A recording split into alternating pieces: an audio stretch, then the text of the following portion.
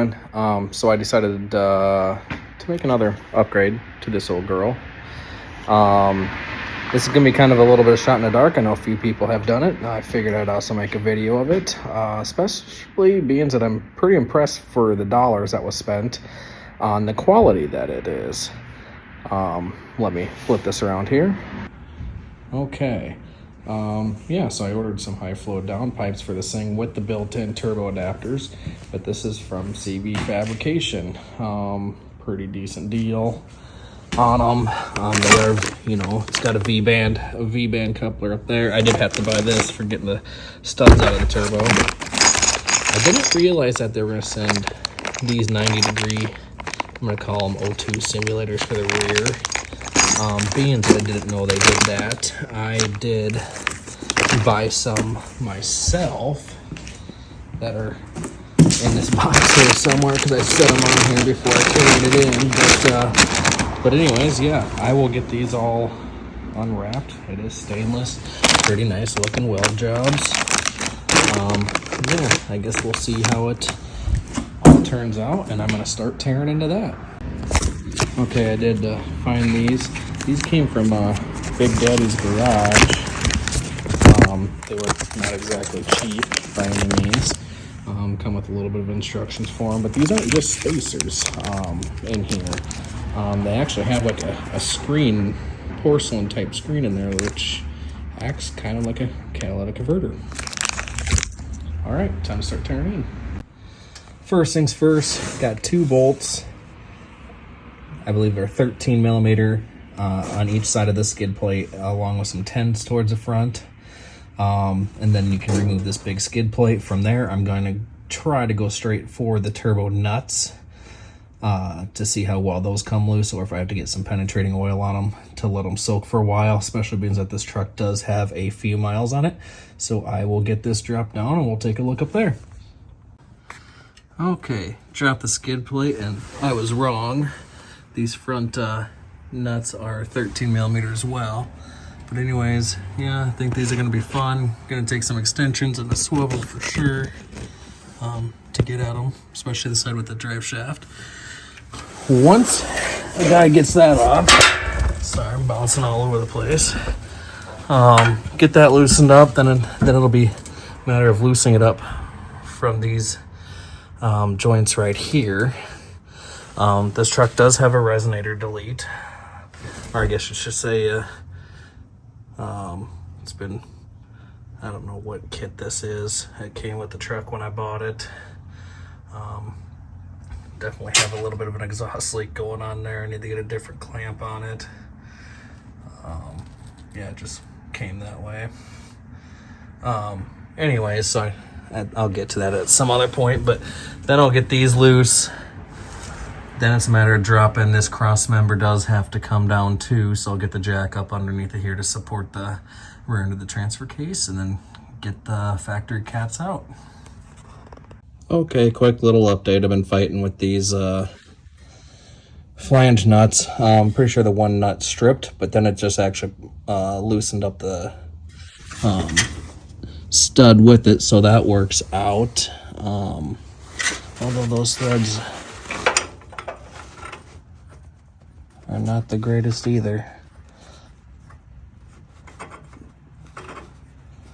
So that's real promising. I'll have to see how that looks. The other nut came off. I did end up having to use some coil oil. It's best stuff I've ever used for penetrating lube. Now to try on the other side. Okay, got the driver's side out. As you can tell, as trying to get the nuts off, it actually just brought the studs on out with it. So really, I only got one stud I have to remove. So that part's all done. Now I need to undo the wiring for the O2 sensors, which on the driver's side got one up there and one behind post cat, or I guess in the cat in this case. You know, undo the wires so that can all come down with it, and then I'll undo this transfer case bracket, which, sorry guys for being zoomed in. Couple bolts there to get this bracket down. And then you got two bolts right here on each side, along with these nuts there. Just make sure, don't forget that you need to support the back of the transfer case. Well, you got enough wire loom bolted to it too, of course, but once this whole bracket's out of the way, then undo the cat from there, and then that clamp there. Okay, so I did get this exhaust part undone, you know, and this is a factory clamp here. Just loosened it up, slid back, undid this one. Even though they were fairly rusty, that Croy oil, they came off really easy. So next is to start getting, you know, unbolt the wiring from this trans brace, and then drop this pan, get the jack under here, lift this up, and then drop this brace. And when that brace comes out, you know, then it lets go of the cats at that point, and then they can drop out, and that'll be that. Okay, quick side note, you see where that hole is there? That's where these little fun things are. Don't be like me, forget about it. I do got the weight held up of the transfer case by my jack here. Got all the hardware taken out, so now I'm ready to finally drop the cross member, but realized that something was holding me up, and it was these shields. There's 3 of those total, you know, one there, one up there, and then there's another shield over there that's held up by one. Oddly enough, they're 10 millimeter and surprisingly tight for what they are. All right, guys, well, finally got it out. Even after you get your cross member and everything out, it still takes a little bit of wrestling to get it out of there, just the way it fit in there. New stuff does go in there much easier because it's not welded together, and there's just a couple more joints to make it work. I suppose if I say undid that band clamp to separate it, probably could have got it out a little bit easier, but it wasn't bad. There was one more shield under there that I had to take off with another one of those 10 millimeter with the flat washer, but she's out.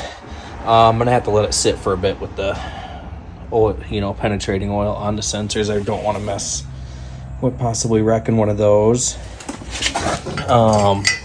And I got one more stud to take out of the turbo yet, but this one has me slightly concerned.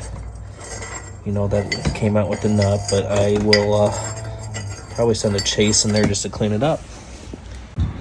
All right, so I decided just to let the downpipe sit for the rest of that day, or I guess it was last night. I was running out of light anyway.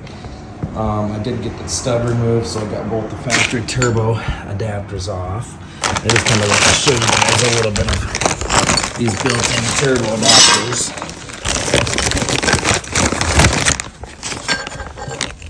So the factory, it's kind of, you know, just a perfect circle. And the exhaust, or these ones, it's all, you know, kind of oblong shape. And this one is not, you know, they just kind of form it in.